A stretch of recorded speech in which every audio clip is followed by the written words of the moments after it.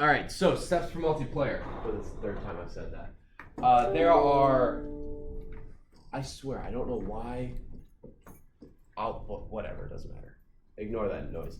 So, when we did our character, we did a bunch of things to have him move. There were some variables we needed to create.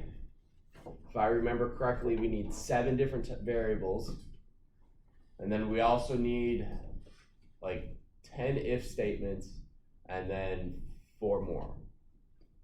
So we need to get all of the variables. So step 1 is we are going to have player 2 variables.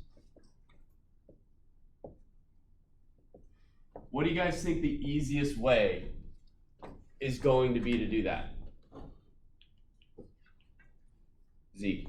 So we just create everything again, but just with different assigned variables. So instead of if event key K W, we would say like arrow, like left arrow. Yes, we're getting there. You're jumping ahead though. Oh. So right now we're just with the player 2 variables. Oh, so we just make we would just make a player 2 and then just have Python image load and then just the player 2. Yes, but our player 2, you already have a bunny that is player 2, and I think it's dude2. Dude2.png. Yes.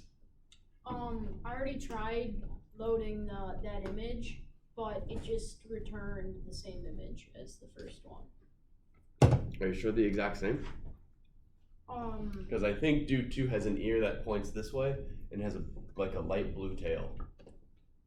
Yeah. I mean, they're both bunnies from top down, so there's not going to be that much difference. But dude and dude2, I know are different images. Yeah, dude 2 is like a blue crossbow or something. Yeah, there you go. You can see the pink of its ears, but that's in the file itself. When I run the game, they look exactly the same. Then you're probably loading in the wrong image. Probably. Just make sure you're not doing dude for both images. If you do that, that's fine.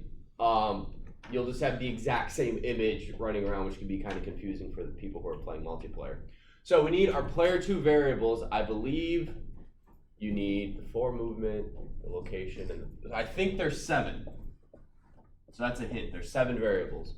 Then what do we need to do? Step 2. Well, how do we know we loaded the right image? How do we see? When you run the program? Oh, we would just say we would just split the player. Split player 2. So what I would do, right? Working my way top down in the code. 3. What would be the next thing? We have our player on screen, but there's nothing. He's not moving at all. Livy?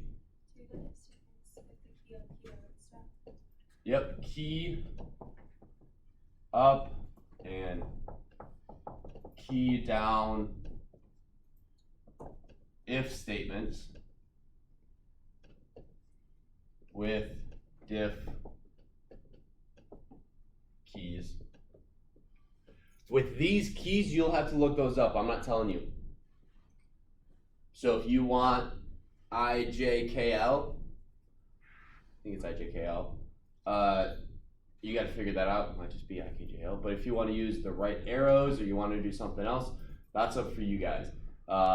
This is also how you could do different weapons or different characters, right? If you hit 1, instead of having an image with a crossbow, you have an image with a sword. You hit 2, and then he's got a rocket launcher. That sort of thing. So if key up and key down, and then step 4, what's the last one? Even if we're hitting at this point, and this point of the code, if we are hitting WASD, our character's still not moving. Van. Oh, we've got to add in the parts. We've got to add in the part that takes the keyboard input variables and converts them to changing X and Y values of the players. If statements to change player to position. And that's it. So, with these 4 steps, I'll give you guys about a half hour. Yeah, right about 8:45, and then we'll take our break. And then during that time, I'll get some practice problems for the quiz 2 review, and then you guys can work on that the rest of the hour. And then tomorrow I'll answer any questions. If you guys are stumbling or confused on anything, I'll answer that, because I realized that when I have the quiz due the day of the quiz, and then I grade the quiz review after you've taken the quiz, it's a little not helpful for you to study for the quiz. Does that make sense? So, I'll hopefully get those graded tonight, or at least during the day. No, if it's due tomorrow, I'll grade whatever.